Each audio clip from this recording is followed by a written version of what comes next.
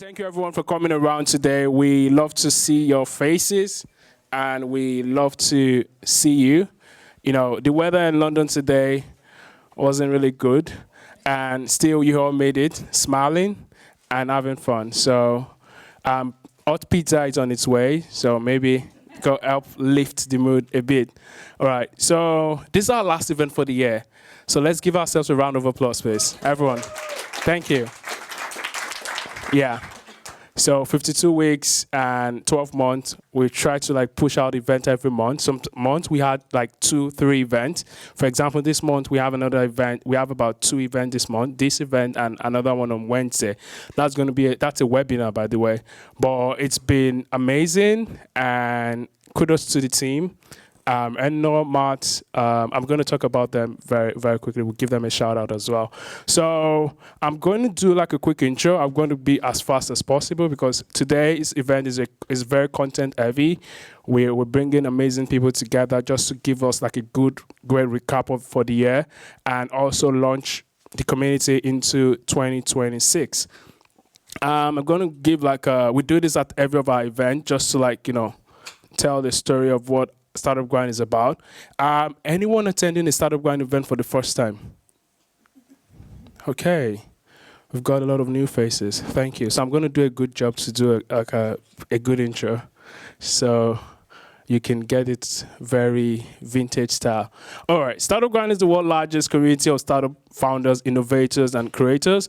We do this through our local event as well as our flagship conferences, collectively reaching over 4 million individuals worldwide.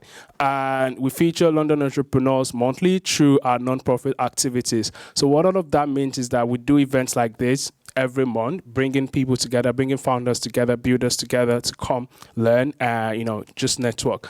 And yeah, we do all of this event across the world. We've got about 400 chapters, 400 cities, chapters in 400 cities, right? So if you're going to a city and you're going for vacation or you're going for business trip, you can just check out a Startup Grind chapter in that city and, check out their event and see if it's something that, aligns with what you're looking for and also attend. So these are community values. They're very, very dear to us, right? We help others. We give first before taking. So when you're talking to people at our event, we expect you to, give first before asking for anything.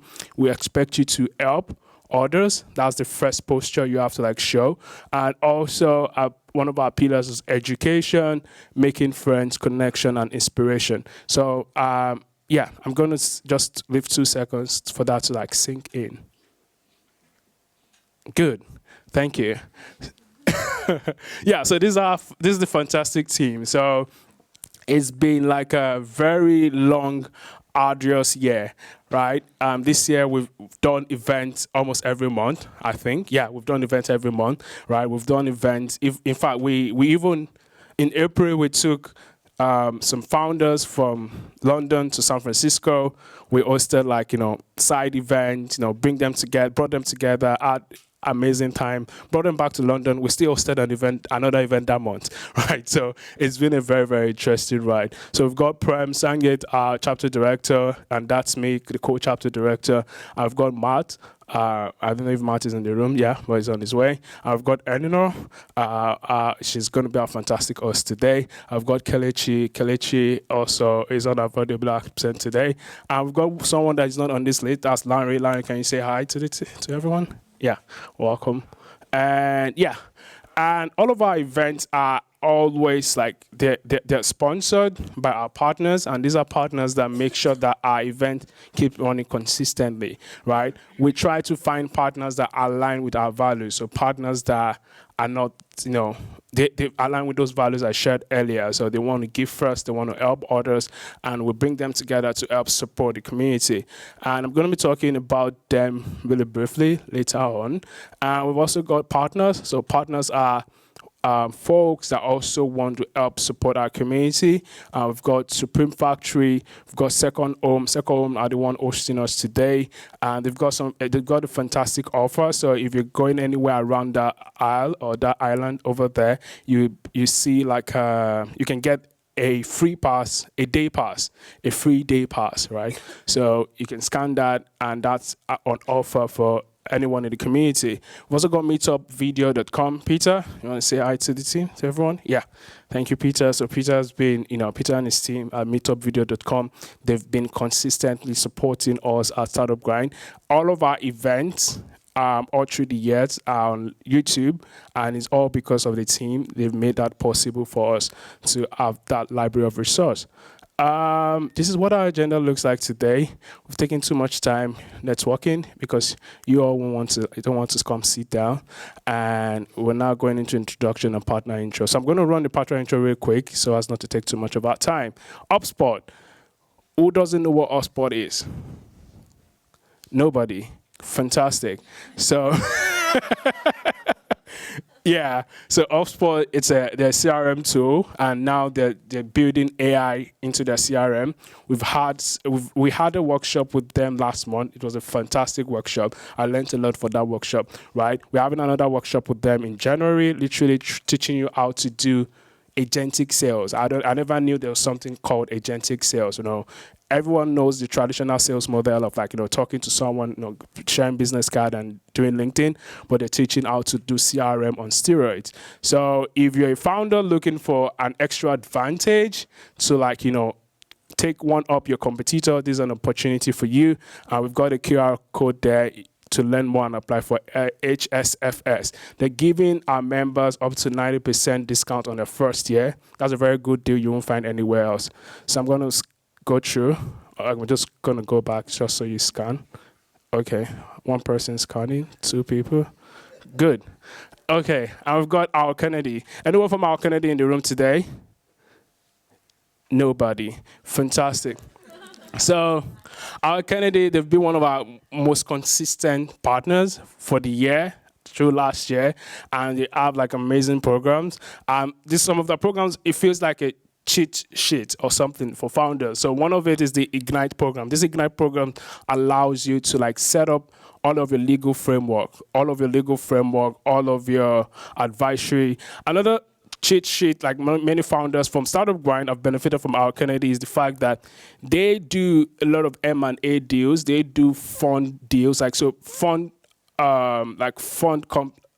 funds that want to set up their LP structure, work with Al Kennedy to do that. So startups that in the Al Kennedy Ignite program literally get free access to many of these VC funding. So they get free intros and all of that, and all of the amazing stuff they've also mentioned out there. So you can scan that QR code to be part of the program as well.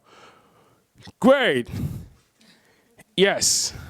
Now I'm going to do a quick rundown of what today is going to look like.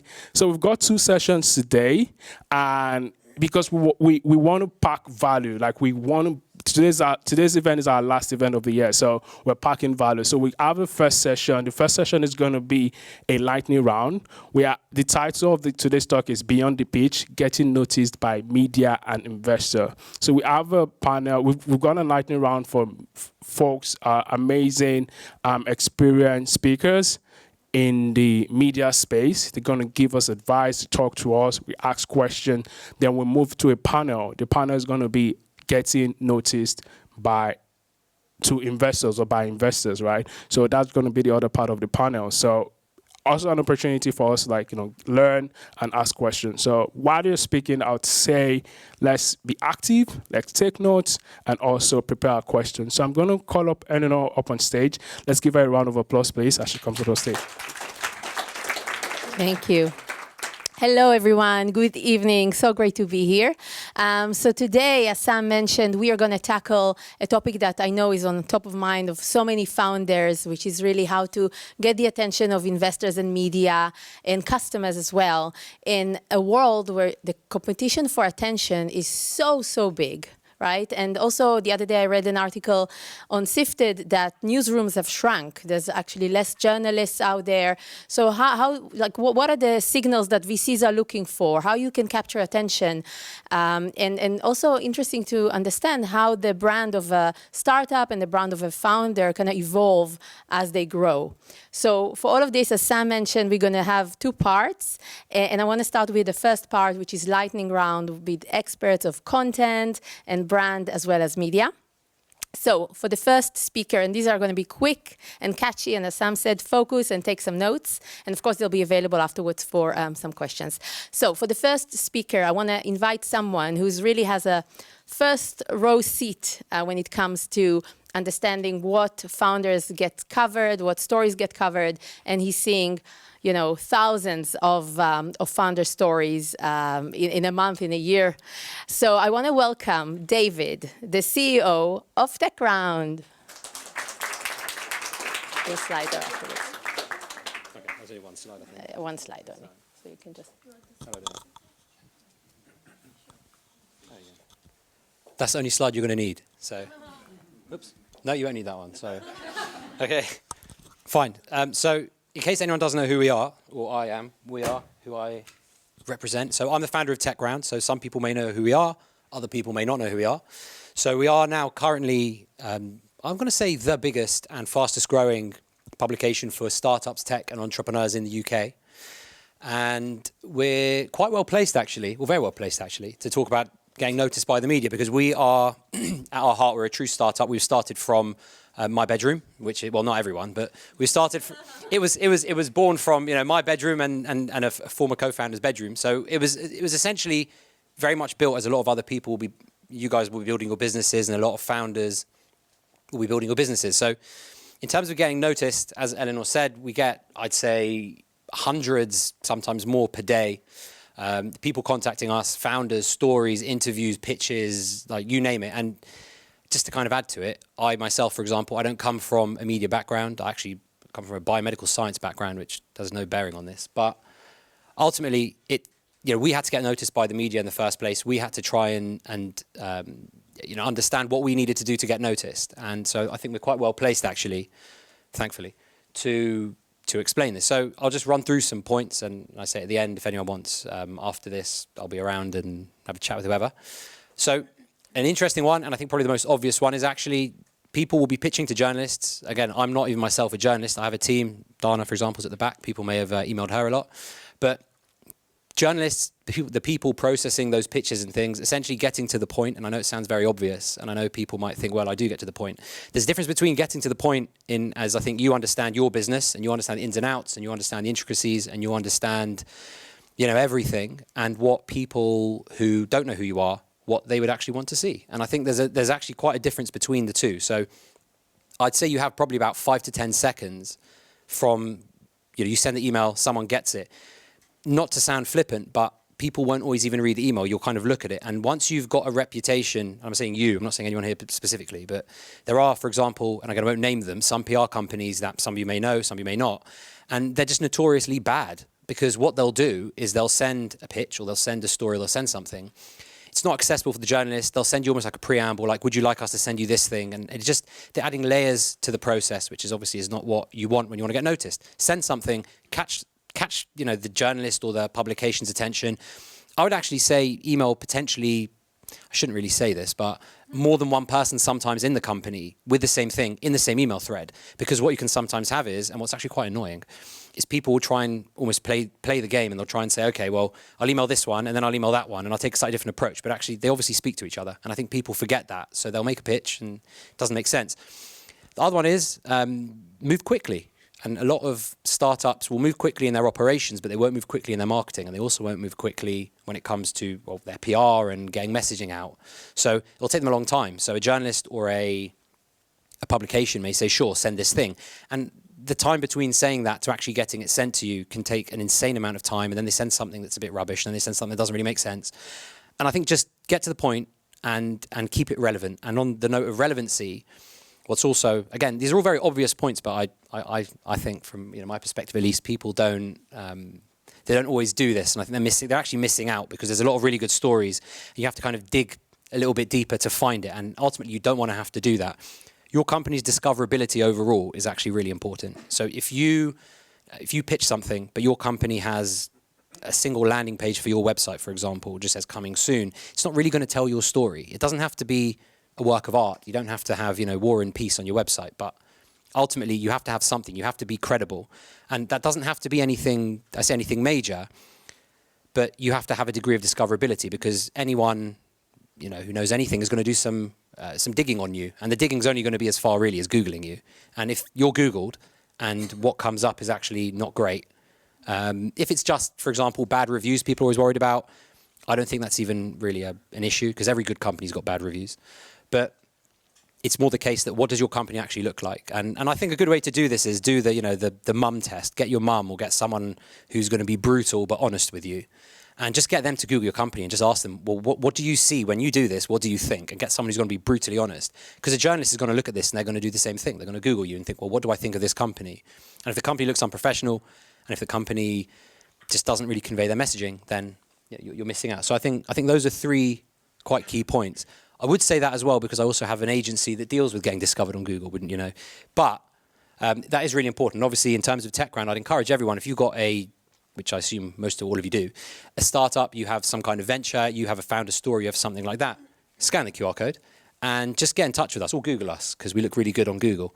But just get in touch with us, pitch your story, send us stuff. But I say get to the point, and this would apply, by the way, for any other publication you might go to. Getting to the point is really, really important. From our perspective, we're used by national and international press. They'll come to us to get those stories on startups and founders and things. As Eleanor said, newsrooms are shrinking. We're actually quite unique that ours is growing. But most newsrooms are shrinking, and that's simply because they can't do the job that a smaller independent publication can do. And they can't speak to those founders. They can't do what we can do. So get in touch. And I say if you have any other questions afterwards, just let me know. Amazing. Thank you so much, David. For our next speaker, I want to invite Danny Markovitz, who is a former LinkedIn leader. We actually shared an office. Yes, you are. And now he's working as Chief Commercial Officer at Shake Content. And he is going to talk to us about how to build a LinkedIn executive presence. And he has an amazing framework that can help you transfer it and translate it into business value. Over to you. Thank you, Lenore. Hey, everyone. I did make some slides, mostly for me. This is me. I was at LinkedIn for a few years. I got a chance to meet Lenore. And I would say had an inside peek as to how the platform evolved. I'm a bit biased, but I think LinkedIn is the most important platform nowadays for founders, but for everyone, in my opinion. And I really saw LinkedIn changing since I got there and evolving. It was not always as important as it is now. I see people now on the tube using LinkedIn. My wife using LinkedIn like it's TikTok. That was not the case. And a lot of that was my team really changing the narrative of what LinkedIn is. But a month ago, I left LinkedIn to join an agency focused on LinkedIn. So I'm still pretty much focused on LinkedIn, and we're helping founders and all sorts of people win on LinkedIn. So if you need help, if you want to elevate your LinkedIn presence, we'd love to explore that together. I did this meme, so I didn't steal it. And first time I start a presentation with a meme, probably won't be the last one. Big fan of memes, but we can leave that for another time. And also, Lenore told me I have to be quick. I can speak about LinkedIn for hours, but today I'll just share a few slides. More importantly, about why LinkedIn, I think for you guys it's going to be a bit more obvious. LinkedIn is the place to tell your story, to get clients, but I still want to share a bit more from my perspective and a bit how to do it. Of course, there's a lot to unpack, and we don't have the time, but I'll try to give you some flavor. And by the way, this is something I saw every day. Most people want to share more on LinkedIn. They want to do more, but we all overthink it. We might find it cringy. We might find it difficult, which is not really the case. So I thought this was pretty relevant. Right. So what I think LinkedIn is important, I think nowadays, especially in the B2B world, trust is the most important currency. I really believe that. And how you build trust and where you build trust with your potential clients, investors, partners is on LinkedIn. And LinkedIn, not to get too much into the algorithm, I got a lot of questions about that, which I really don't know. It's such a black machine. But I do know that LinkedIn wants founders and leaders like all of you to be more active on the platform. And these are some numbers that reflect the potential of being more active on LinkedIn. Of course, it's not always black and white, but I still speak like I'm at LinkedIn, but LinkedIn gives more impressions, more love to founders because, and I think rightly so, you guys are the ones that know what you're talking about. You guys are moving industries. You guys are creating products. So it's much easier to stand out. And we're seeing much more founders and thought leaders, not a big fan of that word, but more people being active on LinkedIn. I think back in the day, even when I joined, most of the content was, a bit promotional, or the classic, I just got hired, I just got promoted, which is the type of content you still see. But now there's much more people like me, by the way, that go on a day-to-day and share our thoughts, share our perspective. And that's how you build, by the way, a community, an audience. I did a post today, which I thought it was good. Hopefully that was the case, which basically said that content is as important as code nowadays, meaning that content and marketing is as important as the products you guys are building. And I'm a big believer on that. Again, why bother with thought leadership, or why bother with LinkedIn? I think LinkedIn is the only platform where you can actually tick all of these boxes. Not to talk bad about TikTok or Instagram, I think they're different animals. But TikTok is the platform where you can really get in front of potential investors, press, partners, clients, and talent. A lot of the students I spoke back at LinkedIn, a lot of their decisions on where to work was based on what the founders were doing on LinkedIn. So really it's the platform to reach all of these stakeholders, which is not the case on other platforms.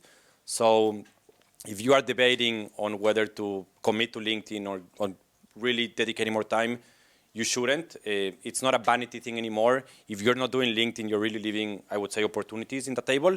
And I have seen that with a lot of the founders that I support. So really being an advocate and really pushing you guys to be more active on LinkedIn, especially as founders, which I think is the event today. You are the faces of your companies. You are the ones that need to push the message across. People don't wake up and say, I want to hear what X company is saying. They want to hear from people. They want to hear from the faces, not from the logos. So really, we'll push you to do that a bit more. Again, I can speak hours about how to do LinkedIn properly. We don't have the time. But just a quick framework on how you can do it. Baby steps. Love the pictures. You can start by crawling. You can walk. You can run. I would say table stakes is at least make sure you have a good profile. There's not too much to it, but make sure you invest on having good images, good pictures. Even if I go to a famous person's profile and there's no images, you kind of neglect the profile unconsciously. So make sure you have a good cover image, that you have a good bio, about section, that you convey what you do, who you are. LinkedIn is not as serious anymore, which I think is a good thing. There's room for banter, for authenticity, for what you do. So put yourself out there and really, convey what you do. Then you can walk. We can speak about it. You can run. But ultimately, what I always tell people, I love YouTube. YouTube is my go-to platform, but I wouldn't even know how to create a YouTube video. LinkedIn is much easier to do it. Not to say that it's easy, but it's much easier on other platforms. So definitely, this slide will help you. A lot of people tell me, of course, you're founders, you have other priorities. I understand LinkedIn is not the most important thing, but I do think we all have 30 minutes in our weeks. I would agree, I would assume. So I will really push you to kind of block 30 minutes of your week. And it's a formula that actually has helped me and founders when it comes to increasing your visibility and presence on the platform. In these 30 minutes, aim to share a post, and we can talk about what content looks like, what content LinkedIn is trying to reward. But try to get a post out there. Don't overthink it. I used to be one that used to write a post and came back. Then a week after, I was not even sure what to post. I was overthinking it, which I think is most of what we do. We overthink it, imposter syndrome. We are not sure if we have something to say. Trust me, you all have something to say. And there's no perfect post. Also, nobody cares what we think. We think people really care what we're saying. That's not really the case, and I think that's a good thing. I thought my mates were gonna make fun of me. Classic, guys. They did make fun of me. Now they come asking for advice, which I think is the ultimate validation. But just to say, don't think about what people think. Don't overthink it. In addition, besides posting, try to leave comments. Comments are super underrated on LinkedIn. We can speak about why, but comments really, really help. Connect with people. That's how things compound, and slowly but surely you're gonna start growing your audience. You're gonna get more visibility, and you're gonna start getting the opportunities, whatever they are. And yeah, again, very generic, but I didn't have much time, but would love to share more and see how I can help you on LinkedIn. Thank you so much, Danny. And now I'd like to invite Jordan, who is a brand strategist at Mischief. And Jordan will talk to us about how to build consumer communities to identify where they are, who they are, and then how to connect with them in different channels. So over to you, Jordan. Thank you. Hello, thank you. I'm Jordan. I'm a creative and brand strategist at Mischief PR. And I work, a lot with the kind of brand side, almost kind of before all of this, and it's that sort of brand identity piece, which makes me, gets me excited when a brand has an identity problem and they don't know who they are, their values, what they stand for, all that sort of stuff is, I think, incredibly important. You might have an incredible product, but if you don't have a good brand strategy, it might not resonate in the world and it might not, build the audience that you think it will build. I don't know if okay, this is embarrassing that this is still in it. This is a placeholder. I'll quickly move past this. But what I wanted to talk about was this kind of idea of like, if you've no brand strategy, you have no brand. I think the word strategy gets thrown around quite a lot these days, of like, we need a strategy or we need a strategic point of view or what's the strategic way in. And that's all well and good. And it is a lot of the time is very important. But I think when we get to its core, we need to think about, okay, what is the job to be done? What do we need to do? So the example that I've pulled together is like, right, water bottles.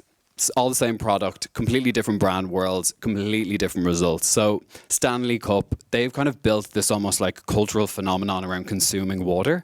They kind of lean into this hyper femme sort of like pastel, almost like cultural way in of it being like an accessory to you and almost in a way a status symbol of having a Stanley Cup, leaning into, this idea of like collector culture as well, of collaborating with different IPs and getting fans just like really excited about these cups and actually creating like actual fandom.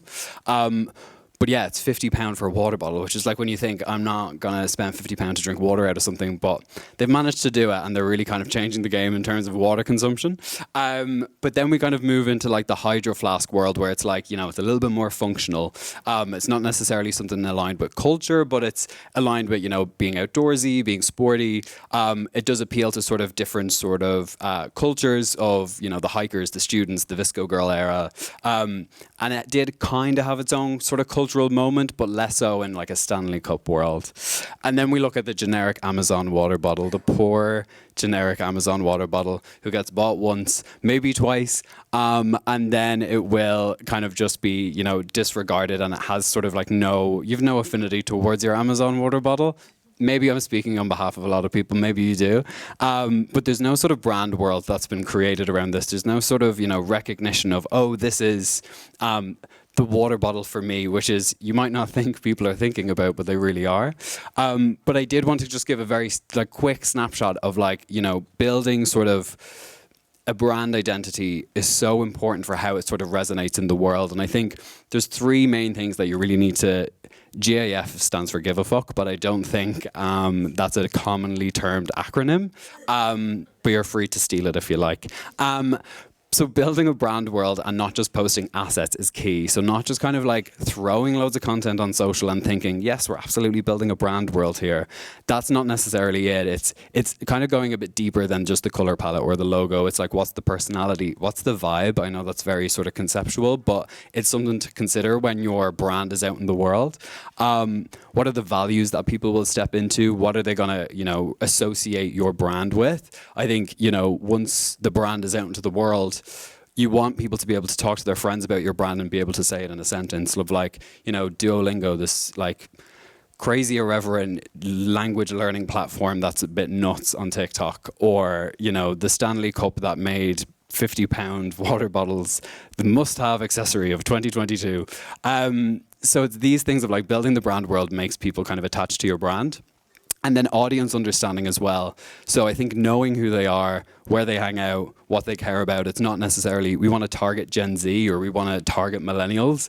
We need to go a little bit deeper than that. It's like, what is your audience doing on a Wednesday at 9 p.m.? What gives them the Sunday scaries? What sort of apps do they have on their phone? who are they really, dig a little bit deeper, it will unlock so much potential for you, even in the brand world case of like, okay, how do we build the brand world if we want to go audience first? This sort of deep audience understanding will kind of almost be the shortcut to that. And then finally, that clear POV, like what I was saying about that almost like repeatable belief or this one-liner, this strap line of what your brand is and what it stands for. It doesn't necessarily have to be a big sort of purpose-led sort of we want to change the world, but it could be just very specific and distinct to that brand. And it will make you stand out. And I think a lot of brands are always talking about, we need to build community, but they haven't thought about any of this stuff, or they don't even have a logo, or they haven't considered any sort of brand assets before even getting that far. So yeah, that's, I think, brand strategy in a very short nutshell, but there's a whole lot more I could talk about, but I'll leave it there. Thank you so much. So before we move to the panel section, any questions for Jordan, for Danny, for David? Anyone wants to go? Questions on brand content? Yes. Thanks. Thank you. In the context of like building your brand, so we're seeing like a bit of an uptick in Substack. There's all these WhatsApp groups people are part of. And then you've also got the choice whether you want to build it as a company or as a person. Has anyone tried anything a bit different in that aspect and like almost done it in a sort of counterculture way? It's a question for Jordan. Yeah, I think that would be great. Brand entrance. Sorry, I missed the start of that. That was... I was saying with the rise of like Substack and WhatsApp groups, everyone's part of like niche things, and then you can build your brand as a person in those ways or as a company. And like I wondered how you balance that and if you go for both. Yeah, I think between building a brand from like a personal point of view, from like a Substack, it feels very like real, and I think the word authentic gets thrown around quite a lot these days. That a lot of people they want to see the people behind the brand. You know, you'll see on TikTok of employees in Currys filming random TikToks and then that going viral, and that sort of level of just humanism behind the brand is really attractive, especially to younger audiences. When it comes to brands, kind of like posting it from a brand point of view, incredibly entertaining if you have some like insight to give, but otherwise you're still pretty faceless. You know, you're almost sort of speaking as a brand, but trying to then speak as a human with working with creators or tapping into the employee network. So it always kind of comes back to almost this human first approach, which I think would be, you know, key, especially kind of what was spoken earlier on about, you know, founder profiling and speaking from, you know, a founder point of view and having your voice be out there. It's incredibly important for people to resonate with the brand. Yeah.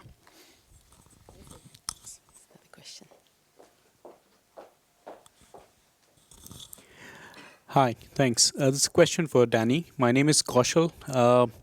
We are a startup based out of Singapore, so I'm just traveling in London. It's excellent to be here and meet everyone. Thank you so much. This group is already very international, so thank you. Quick question on LinkedIn. I'm guilty of not being very active so far, but this is inspiring. But one sort of inhibition I've had is, I have multiple audiences as a founder. I have investors, I have customers, I have employees, I have media, and most of these audiences have different interests. Has there been a best practice that has worked for you, or that you for your clients, which is, how do you prioritize, or how do you sort of handle this in a way that can be sustainable, right? Because different audiences have different needs at different points in time. So how do you kind of do that? Yeah, great question. First, I would like to say that you're not an exception. I think most people still don't post. I like to give a stat that I think it's really inspiring, in the sense that I think only 2% of LinkedIn members actively post, which is very low, which I think is good, even though it feels more saturated than before, because probably more people are using it. It's still much easier to stand out than on TikTok, Instagram, X, if anyone still uses X. So that's one thing. Second, I think it's a good question. I would approach it differently. For me, LinkedIn, how I see LinkedIn is you want to position, and I think that's the word, yourself as as something, right? You were speaking before, and I think you're doing some AI/fashion, which sounds really cool. So I wouldn't try to overthink it and, hey, how can I reach investors, press? I think at the end there's a big overlap. At the end you're talking to people. I would more focus on the quality of the idea, on the quality of the insights, on the challenges you're trying to solve. Position yourself as, oh, I'm the AI fashion guy on LinkedIn. That's maybe like a big ambition, but like I would aim for that. And then the opportunities will come your way. I wouldn't try to force it or hack it. How can I reach investors? I will just talk about what you're doing, give an inside peek as to how are you building your products, how are you approaching your solutions, what's happening in the industry. Something I also like to tell people, I thought that if you have to share something, you have to come up with a unique idea or the most innovative concept. I think you can, but that's hard. Whereas just talk about what's happening in your industry. It's not that complicated. Just hijack the news, as I like to call it, and give your own perspective. At the end of the day, people want to hear your point of view. That's it. It's not rocket science. And then that will, if you do it consistently, if you do it well, investors are going to come. You're going to get more replies. You're going to get more opportunities. You're going to get more partners. So I think everything compounds. So I think I would approach it more from what's the content and ideas that I want to share. And then I think things will come into place. That's my 2 cents. Fantastic. Thank you so much. Yes. Good question. Don't quote me. I think it's directionally correct. When, last year, this year? Not long ago, but still, it's much lower than other platforms. That's very low, and it doesn't feel like it. But but it's still early. Even though LinkedIn is probably the oldest amongst the big ones, it's still early. Can I make a little comment? Yes, please. So, what do you think about following?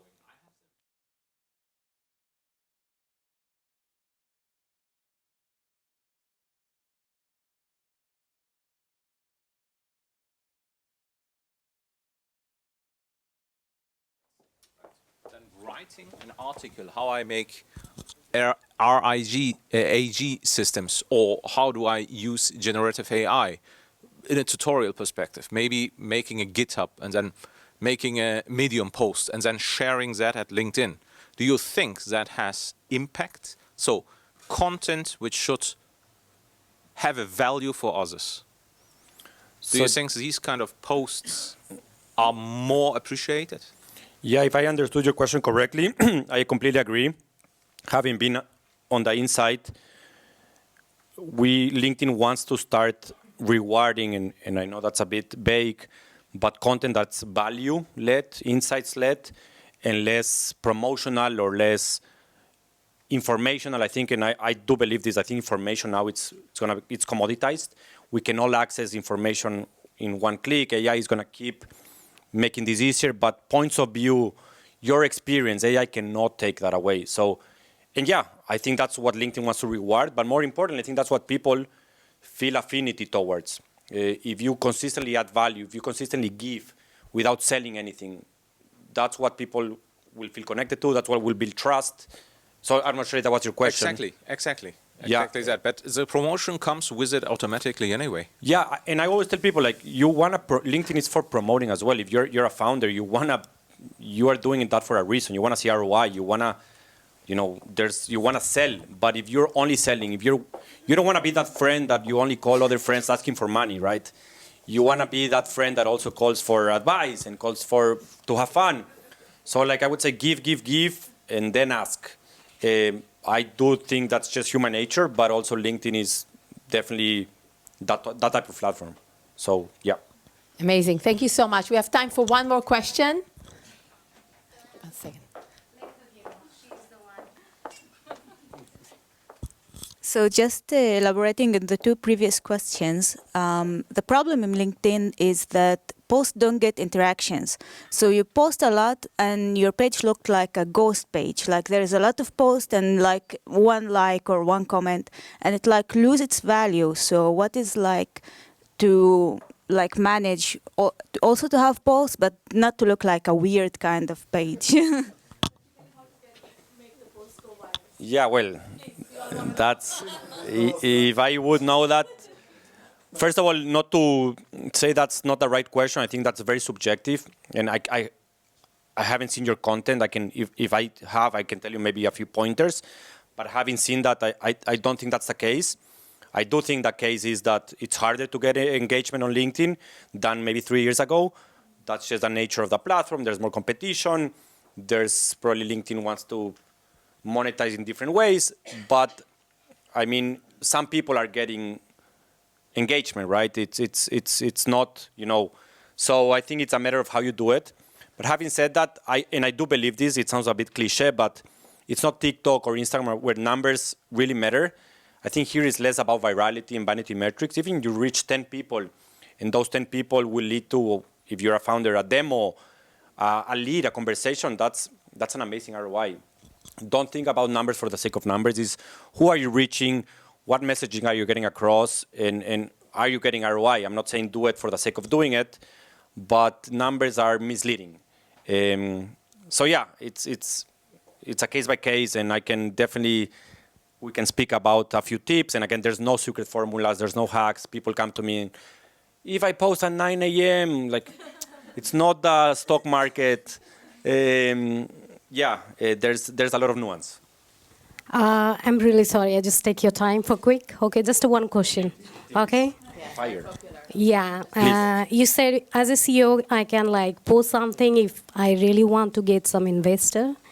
But don't you think if you really open up with your ideas and they can take off, so maybe you have to think about in which way you have to post so they will not take your ideas and come up with some... I mean, I'm sure there's other founders who are more suited to respond that. I'm not a founder. But yeah, you said you just post and you will find your investor like that, but it's not work like that. It's not only like that. I don't think it's like you're going to post and you're going to get an investment. No, but someone can maybe interesting on that kind of post. Maybe they can think about, okay, I'm coming up with some kind of ideas and they can work on that. So it's not the good ideas to find some kind of investor in this platform and looking for specifically. I'm not agree with that, but maybe... Like, I can see the case, like devil's advocate, that if you post and you share your secret sauce, someone will steal it. I don't think that will... I mean... Ideas are cheap. So maybe you have to be smart to post in the alternative way so they will not steal. And by posting, you don't need to share everything. It's more about the things that you can share. Okay. Thank you. Yeah. Thank you so much. Sorry? Yeah. What, David is here? Is he? Oh, yeah. Okay. One last question. Final question. I love the engagement, by the way. It's just that I want you to also benefit from the other. Sorry, just quickly, if you said when you get in contact with the media, you want to get to the point, can you just quickly give some guidance and rank maybe the 4 ideas of what you need to communicate, what matters most to the media among, is it the problem you're trying to solve, the solution you're bringing, the people, the founders, or is it the brand, values, identity? So it's all of those things. So that's a nice, easy answer. It's all of those things. But I think what's actually really important is if I took really good and really bad, really good would be something to the point. So what is it that you would want to be the story? And then you'd add a little bit of something interesting to it. So you might have... I mean, notoriously, funding round news, people would say, is quite uninteresting, just saying we got funding, because that's not really interesting to anyone outside of that kind of funding round. But if you would talk about what that company is actually doing and what that funding has gone towards and why it's interesting and why it's, let's say, better than other people in your industry, that would be interesting. And again, I think fintech is probably an area where they're quite guilty, where they'll talk about some really obscure piece of regulation that they now like abide by. And again, you think about just outside of your specific industry, how could you bring people into it? So simply, how do you make your industry relevant to other industries? And that's how you're going to bring people in. So if you are a fintech solution, but you're using a particular, I've got to really think about this to not be really obscure, but if you're doing something that would be relevant to another part of startups, founders, whatever it might be, talk about that. Don't just talk about something really, really niche and industry specific. Thank you. Amazing. Thank you, everyone. Really love the engagement. This on its own shows that, we're talking here about something relevant. So thank you. So for the second part of tonight, I want to invite the panelists to bring it to life, all this theory to life. So we have the founder, Josh Hart, co-founder and CTO of YouLife. Please come to the stage, wherever you are. And our three investors, Isabel O'Keefe, Maria Marcujan, and Chloe Hall. Please.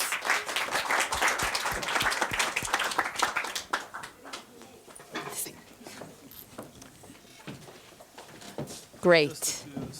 Thank you. Yes, absolutely. All right. Amazing. Thank you so much, everyone, for coming. So perhaps we'll start with a very quick round of intros. So just... Hi, everyone, and thank you, Eleanor, for inviting me.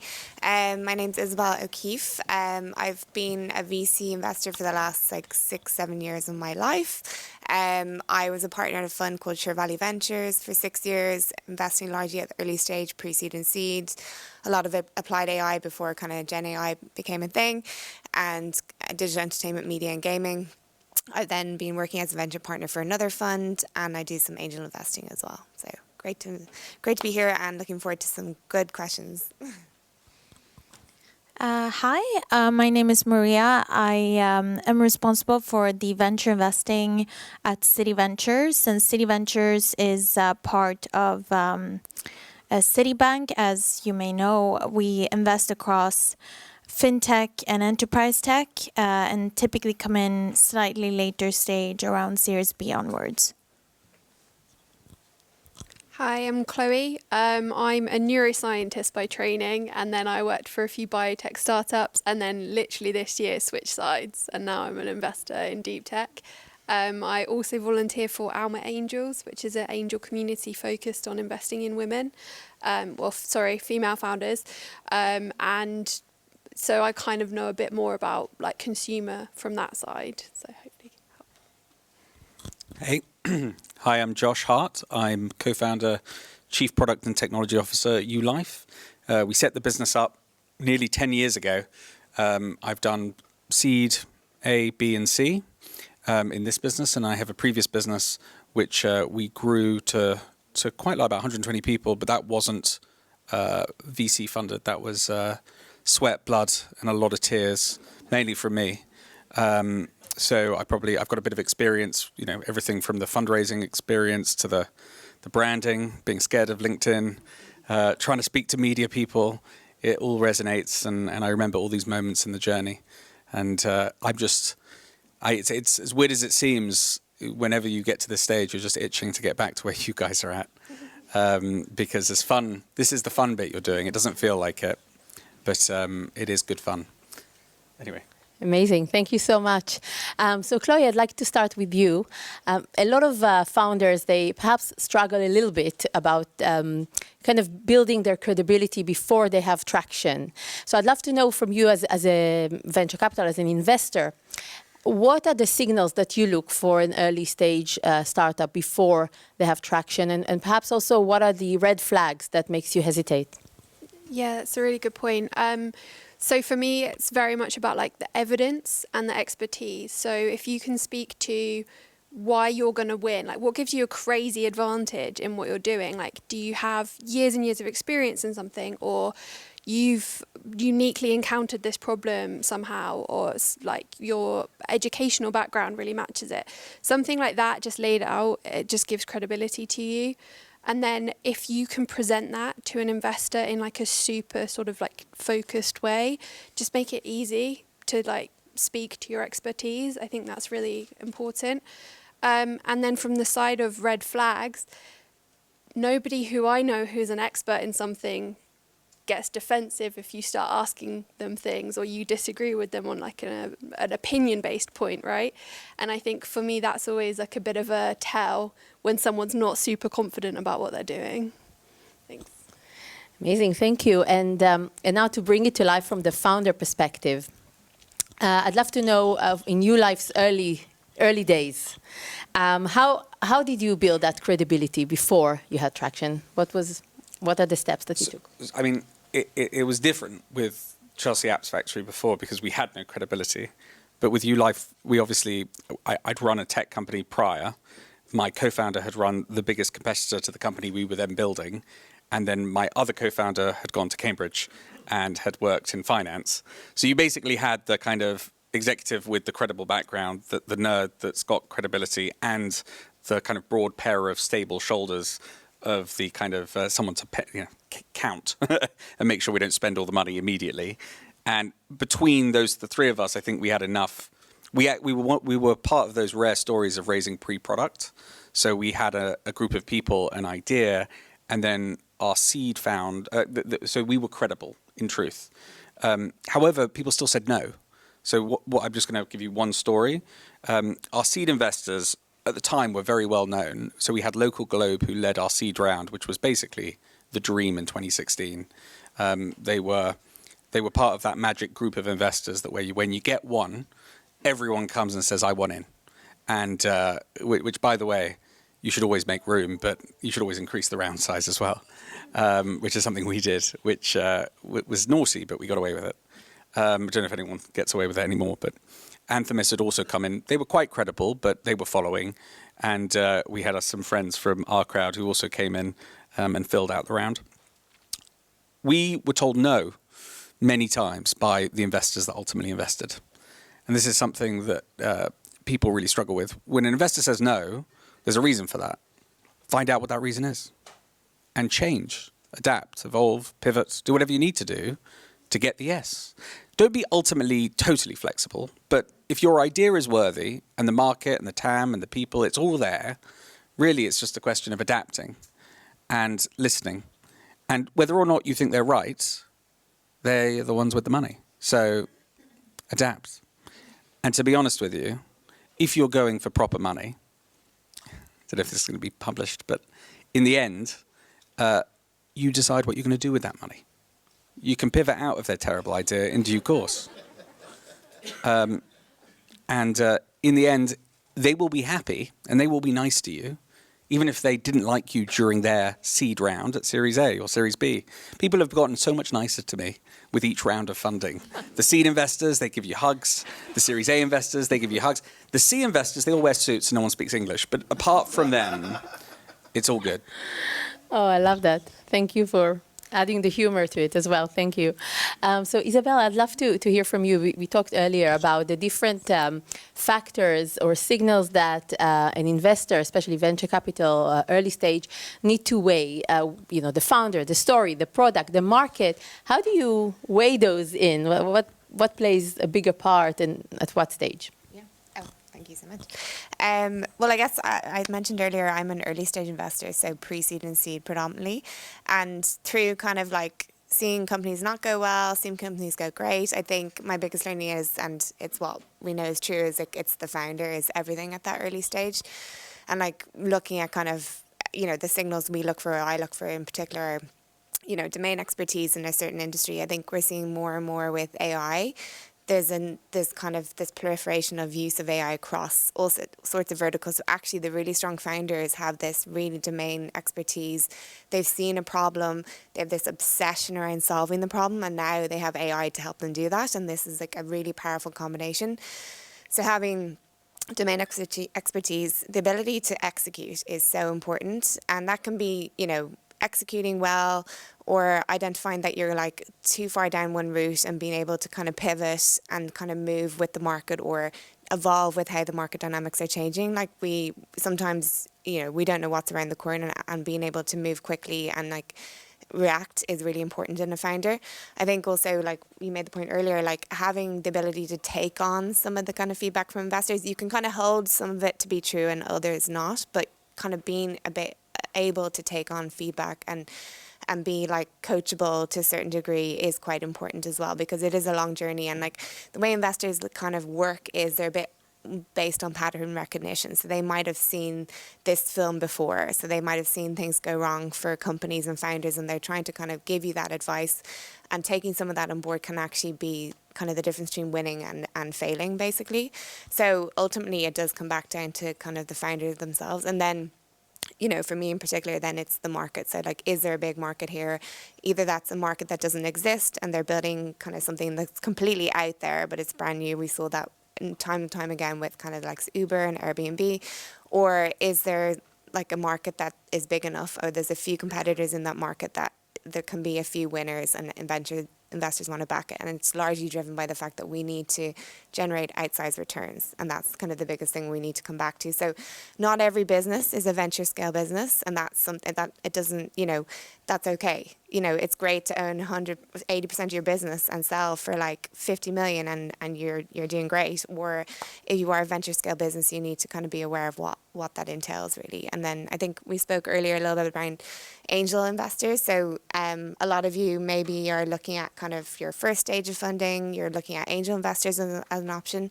And something to kind of really look at is like there is a different angel investors will sometimes invest on a different profile. They don't need to see that big venture scale opportunity. They can invest, they can get a nice return. They have kind of skill sets that maybe the VCs don't have, which are equally, if not more important. So it's really about kind of like where you're at the business that you're building, like what you're trying to achieve. And then obviously you as a founder is integral to that, really. Amazing, thank you. And Maria, I'd love to know, not always, founders come to you. Sometimes you also go out to look for them. And I know there's a lot of data and tech tools and data scraping tools and technology out there to look for those. So are you using any of these? Are you using any platform to search for those? So for the purpose of this, I'm going to actually wear two hats. I also do angel investing. So I'm going to talk about City Ventures, and then I'll talk about more the angel side of things. I think for City Ventures, in all truthfulness, we don't use tech tools. What we typically do is we partner with a lot of sort of earlier stage VCs that we know quite well. We invest in VCs as well as a way to see more kind of see more ideas, have a larger funnel, and so like network is really kind of key, and we know quite well sort of what we're looking for. So typically sort of we would like something to have come from our network, and then also maybe be a fit to kind of strategically broadly for City. When it comes to, on the other hand, when I invest personally in early stage ventures, I typically actually look through LinkedIn.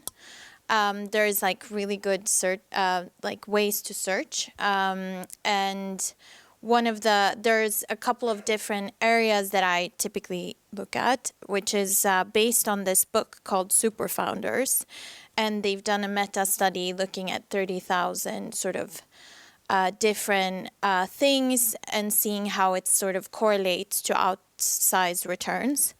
It's a really good book, so can recommend it.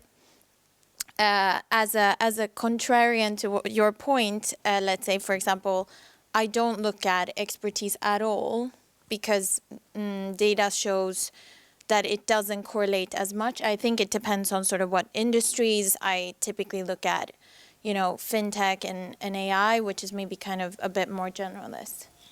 I might just jump in on the data sourcing piece. So at the early stage, it is kind of becoming table stakes that VCs are using tools. So you've got Harmonic, you've got Spectre. There's a lot of them out there that they basically like use LinkedIn, scrape lots of different data sources and provide VCs with signals around founders. So that could be, where we're now playing at this early stage because it's so competitive is most founders are in stealth. So we're trying to figure out what we can look at to kind of give us some form of edge that we can get there because it's just so competitive. So we're looking at like hiring, like are they putting posts on LinkedIn to hire, posts on Twitter X. There's all sorts of ways in which VCs are now trying to figure out how to track founders super early on, and it's nearly becoming table stakes. So that's at the early stage. So the luxury of the funds that are more downstream or upstream, they have the ability to scout across the portfolios of early stage investors. So yeah, I guess from a founder perspective, it's like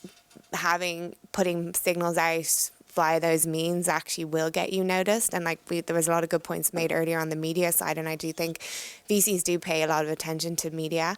Obviously, when investments get announced, it's a bit too late in the game for early stage VCs, but we are looking for are you building in the open? Are you talking about what you're building?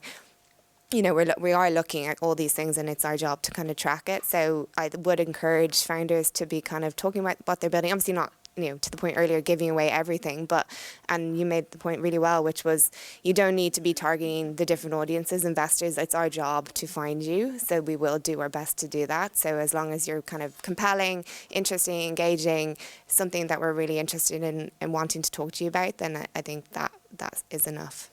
So.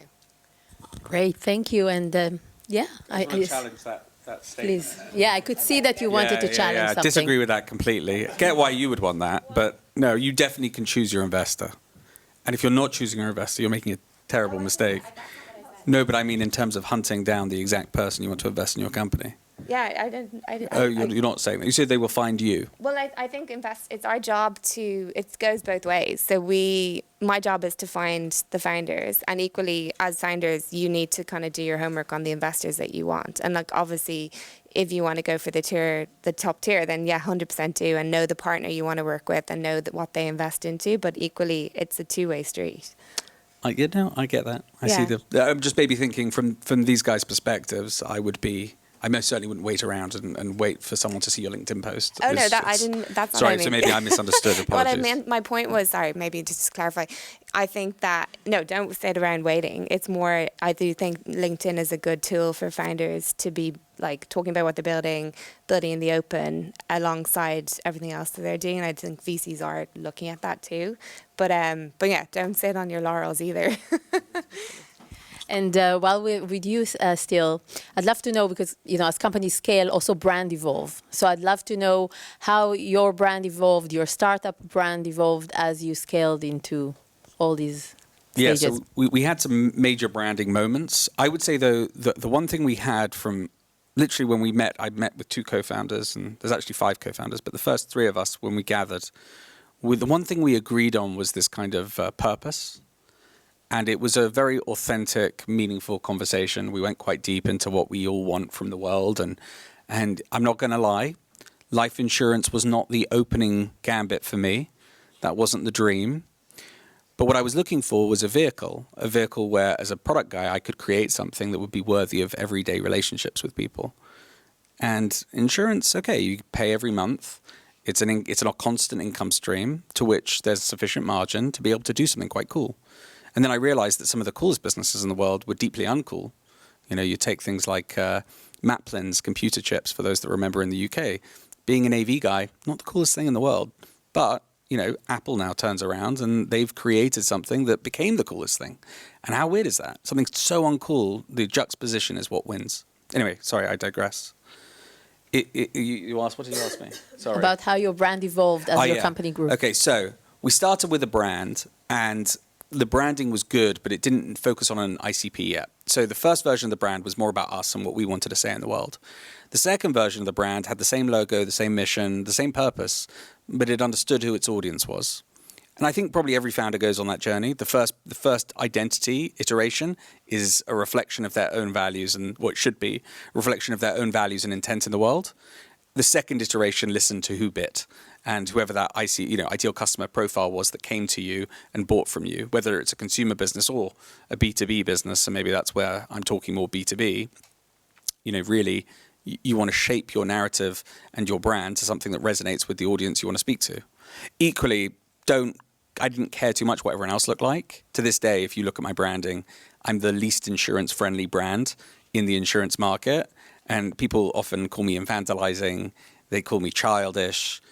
In many ways, I think that was just me building a brand. None of it, in my opinion, legal in general, I thought was a legal company until I was like 25. So or Standard Life is a pensions business. Who in this room wants to retire into a standard life? No one. We want an exceptional life, a spectacular life. They spent 20 million on that branding exercise. So there are lots of things that I think that when you really reflect on who do you want to be and then who do your customers want you to be, you know, yes, you need to adapt, but then there is that thread of authenticity that needs to run through it. And I think you said it quite well, actually, which is a great brand starts with purpose, values, and soul. Very Simon Sinek approach, but the why behind me, but also the why behind your identity as a founder. And then the community that then presented afterwards, that came from us having an authentic and mission that's sat in the light. So gambling, give you a really good example. Gambling sits in the darkness. It's inherently evil, unfortunately. Pardon? You make people quit. Oh, so you're a good man. I say that having worked extensively with Labrooks and William Hill. So I speak from very much, and Playtech and others. I speak from the perspective of having made those bad decisions in my life and worked with those people. Ultimately, the net outcome is in the darkness. I think when the net outcome is in the light, it's very easy to build a really great cultish brand that people love and obsess over, because people want to be good, they want to do good, and they want to feel good about themselves and what they do. And I think that was a big part of what made our brand really successful. Yeah, super interesting. Thank you. And to close, one final question to all of you. What's the one key takeaway, piece of advice that you want people to come out of here tonight? Chloe, we can start with you. You got screwed. Yeah, thanks. I would say lead with data. So if you know you're going to have to raise 10 million in your next round, break down how you're going to spend your 3 million this time and how that's going to unlock the 10 million next time. And like just everything, but then I'm biased. I just like numbers and I like it we all laid out biased, like so. that. So there you go. Thank you. I wouldn't underestimate signaling and sort of who you have on your cap table. For example, you having a local globe, I think sort of makes life easier. We don't lead rounds, but we partner with the likes of Local Globe. And so it's easier to kind of fill the rest of the ticket with quite high quality investors. So I would sort of pay up for that in terms of the dilution that might require. I think I would say make sure that when you're building, you're talking to customers or potential customers. Don't build in a silo, because don't be a solution chasing a problem, basically. So ensure that you're constantly looking for feedback, iterating, looking to the market, talking. That would be my main advice, really. Thank you. Yeah, so I still don't have one that's any good, in my opinion. Yours. So I thought the lead investor one's a great shout, and that was exactly what the intent was. Investors, I mean, given this is about raising money, I guess investors are in tiers. We don't talk about it, but most of you will have realized by now that there's A-listers, B-listers, C-listers, etc. Get an A-lister, life's a lot easier. Get a B-lister, you could probably pull together a round. Get an angel or dumb money. Don't even speak to a VC because they don't care. It doesn't mean anything to them. People are looking for who are the, obviously if the angel's an epic person, maybe that will help, but I found that it was very superficial in the end. That yes, the TAM needed to be big. Yes, the team needed to be big. Team needed to be experienced and smart and capable. And yes, the problem to be solved needed to be worthy, and our solution, obviously. However, in the end, that only mattered to get the lead investor. Everything else was about the term sheet that they then gave us. That's the sad truth, which is why I would say it's about hunting that lead. And that's all that really matters, and having a worthy lead. Also, one piece of advice I would really give is don't choose, really look up how those investors treat their founders. Don't sign up to really weird terms. Don't do anything that's unusual. If you want to go through the VC game, go for a credible VC to lead with a credible term sheet that's standard. Nothing weird. Because I tell you, that's like a recipe for a disaster down the road. Amazing, sound advice. Thank you so much. Really enjoyed learning behind the scenes. Thank you. We have time for 2 more questions.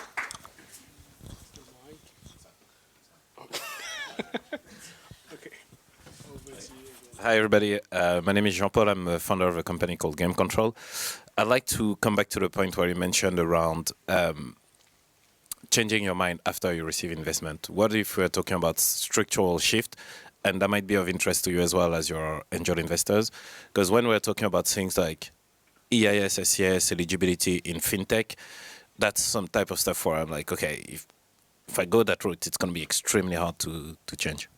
Thank you. I can't speak for these guys, but we raised on a tech license. So we were an insurance company, but we raised using EIS, SEIS. which technically, if you are a financial institution, is not okay. So when you go for your insurance license, what do you do to all those EIS and SEIS tickets? Well, they're fucked, basically. So you have to change the framework at that point. Now, I didn't go with the intention of doing that, if I'm honest. I didn't predict that to happen. I was a bit naive about how those frameworks worked. But those investors are happy because we were successful. They would have been really unhappy had we not been successful. So the question is, can you start your business, get to your next round of funding, give them an up round, and then, okay, fine, if you have to go back and change some of those terms, you can. I don't know how it affects them and their holdings. I don't know if they can. So then I can't tell you. I don't know enough. But I know that I did it. Right, and I didn't. That's the other way you can do it. Funny enough, I did that as well. We bought out a few. We didn't buy out all of them, but we bought out quite a few people in the later rounds. We have time for one more question. But I would raise using those frameworks if you can get away with it. Yeah. Hi, thanks. I'm JP, founder of FX Guard, a fintech platform. I'm kind of going to be starting with some criticism to the investor community and would love for you guys to defend. One of the criticism I have, based on also my experiences and other founders' experience, that in UK, pre-seed and seed investors, VCs, are really pretend investors. They really like to have big revenues, in order to support that. So really, they're very risk averse, really, That's one criticism I have. Second criticism I have is the investors, typical VC types, is that many of them have never been a founder themselves, really, So they are really looking at numbers, they are really looking at analysis, they are sometimes looking at experience, sometimes looking at, oh, well, not having an experience is probably better, actually, because then they can think of changing the word, right, rather than actually getting bogged down with the same problems. So, yeah, I mean, again, for you guys to comment on these 2 points, really. I'll guess on the spectrum of investors. There's obviously a whole spectrum of investors that you meet along the way. So, yeah, I agree. There's a lot of early stage investors who are looking for traction when it's literally so hard to get traction when you don't have product. It's like chicken and egg. So, yeah, unfortunately, these people exist, and you're gonna continue to meet them. So that does exist, and then. In Europe in particular, we don't have as many people who've built businesses and have started VC firms and have been at the founder side of it. So there's more people doing it now. We're seeing a generational effect of founders who are actually becoming VCs. Not always, founders tend to like to be founders at the end of the day, so they like to go again. And the VC job is very different, but unfortunately, this is kind of, I take the criticism on board. My perspective, the funds I've worked at, we will invest pre-product at pre-seed, and it is the founder and what they're building. So, but yeah, unfortunately, you have to kiss a lot of frogs. I don't know if this sort of helps you answer anything. First of all, we invest more later stage, but when it comes to sort of investors not being founders, and this is going to be a bit controversial, I don't think they should be. There are some founders that are really good investors. Most founders are not. And at the end of the day, my job as an investor is to return the money of my LPs, which in my case is Citibank, but a lot of funds have actual funds. And there is an art to investing, not that you can't learn it, but I think that there is a mix-up, which to me is interesting because I come from a private equity background, where this is a non-question in private equity or hedge funds or anywhere else. There's a skill set to being an investor. And I think, can you learn it? Absolutely. I think you can have really good advisors that are founders. But I mean, at the end of the day, as an LP, I want professional investors. Not saying that founders cannot be investors, but there is this connotation that you need to be a founder to be an investor, which I kind of disagree with. But what does VC mean? Venture capital. Where does it come from? What's that? Okay, can I add? People who actually done the business. So obviously you don't want VCs in that case to advise the founder because they don't really have gone through that rigor for them to really. I think that's the advice. But Can I? Okay, you go. Thanks. It's okay, but my point was to your earlier point and the adventure capitalist thing. If you've got a few options, right, and you've got a load of pre-seed companies and some of them are telling you, we've already got a wait list of 300 people, and another one's telling you, oh, we're still building the product, one of those is riskier than the other. You know that there's demand for one of them. And so as an investor, you're going to take the less risky route. But then if that other one, pre-product, is like, we've got this amazing thing, no one else has hit on this idea, we've got the team to build it, the TAM is huge, I might be willing to take that risk. And so it's all about that investor thing is very much like what makes the adventure part worth it. So that's my take. That's great.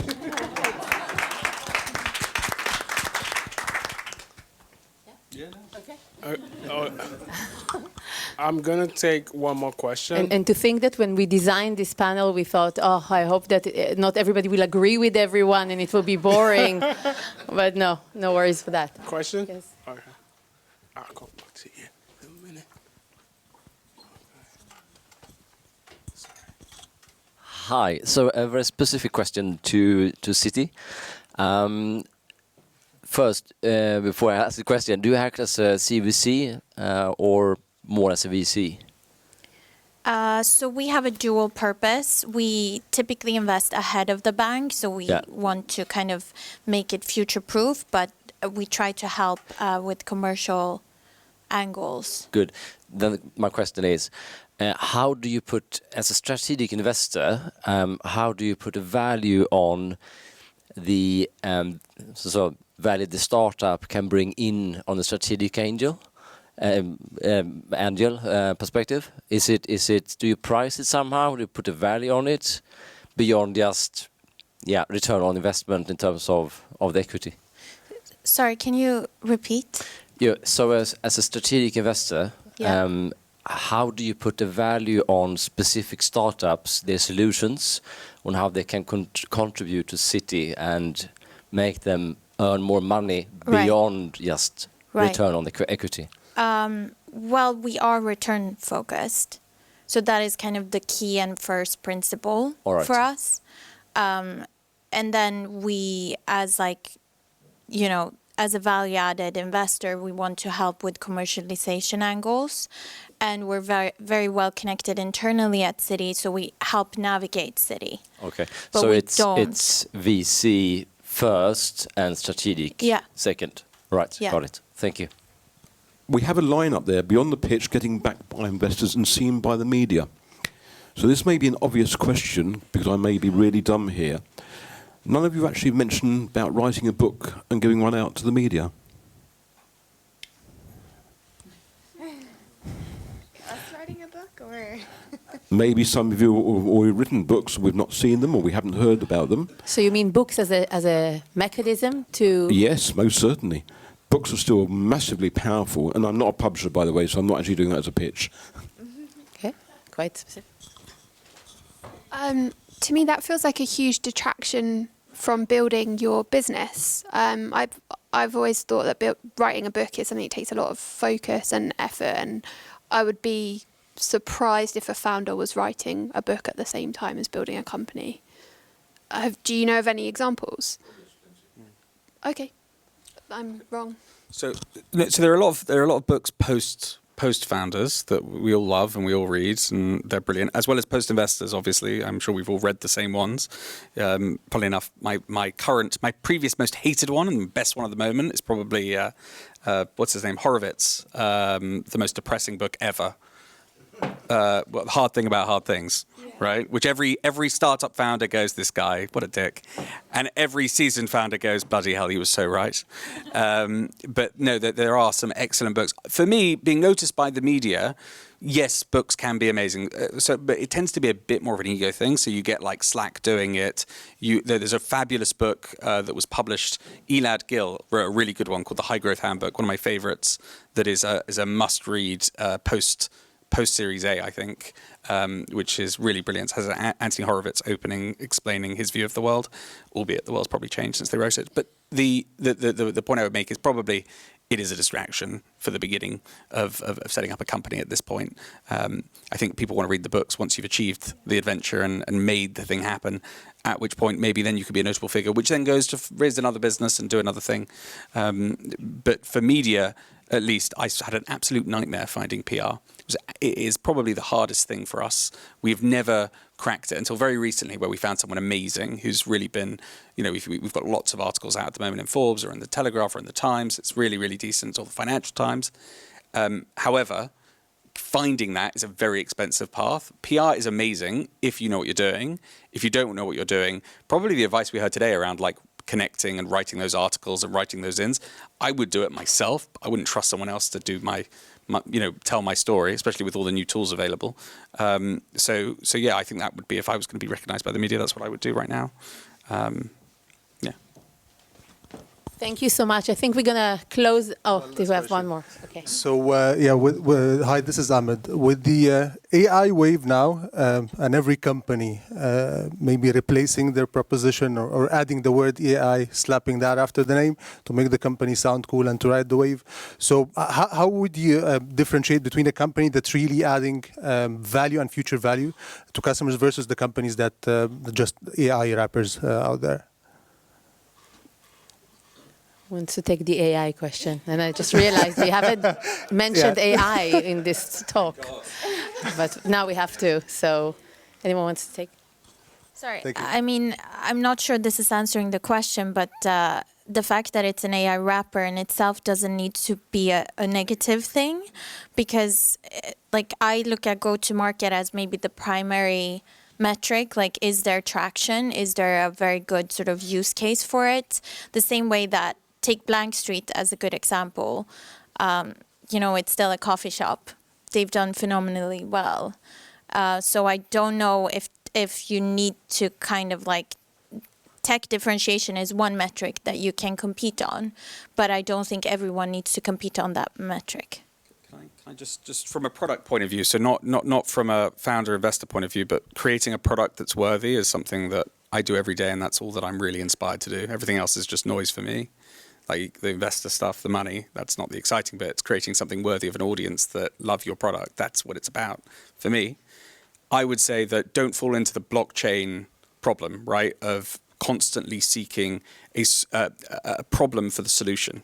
I think when it clicks with AI, which we've got a few use cases where we are using AI now in our product, and it's almost like there's still a customer pain. That customer pain is still being resolved. AI is more of a mechanic within the feature that you're building, not the feature in of itself, for me at least. Obviously, assuming you're not building one of the perplexities of the world or something that is ultimately going to get replaced by Google or OpenAI or Anthropic. But for me, it's really around, is the problem you're solving naturally coming to a solution that incorporates AI? A lot will now, because AI is so powerful, but it doesn't mean that. That's when I look at a product, when it's authentic and there isn't bullshit.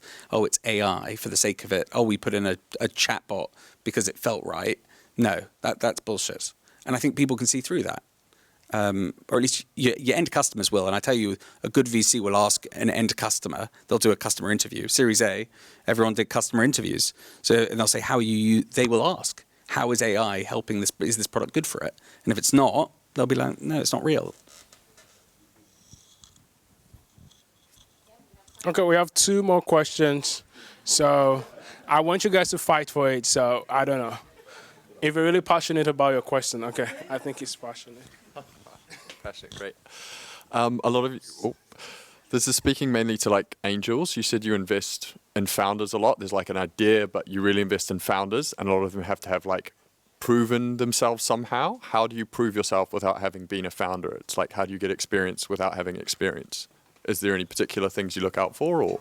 Well, me personally, it's not that you need to have been, I've like founded a few businesses before. It's more so with my angel hat on, the beauty of being an angel investor is you get to invest wherever you want, really. And largely you're drawn to areas of interest for you, or, you know, again, meeting people who are building cool things and interesting things where you actually think you can provide some bit of value. You can introduce them to a customer or something that you can give, and because you're investing your own money, you're actually really vested in it. So it's largely, for me at least, less around if you're a serial founder. It's more around kind of what you're building, who you are, spending time with you. All those things are a bit more important for me, at least as an angel investor, largely. So it's kind of just vibes to sound.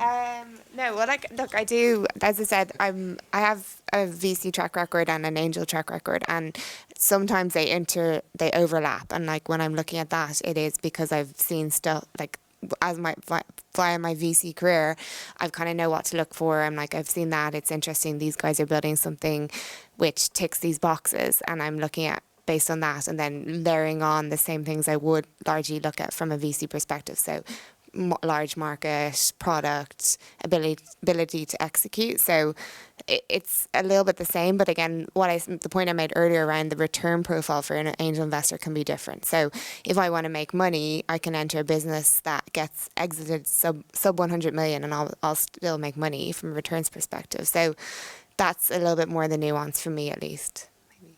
I think storytelling and confidence is really important. I'll just give like a specific example. So like if you're building in, let's say AI for clinician reports for a doctor thing, if the founders are an AI ML engineer of 8 years and someone who's been a psychologist in the NHS for 12 years, it's like instant credibility. Cool, thanks. Okay. Over to you. I got noticed by the person holding the microphone. Have you ever noticed a company and ended up investing as a result of seeing some video content? And the reason I ask is my company didn't get any really big tickets, but the biggest ticket we ever got was a family office who saw our best performing YouTube video ad and reached out asking to invest based off that.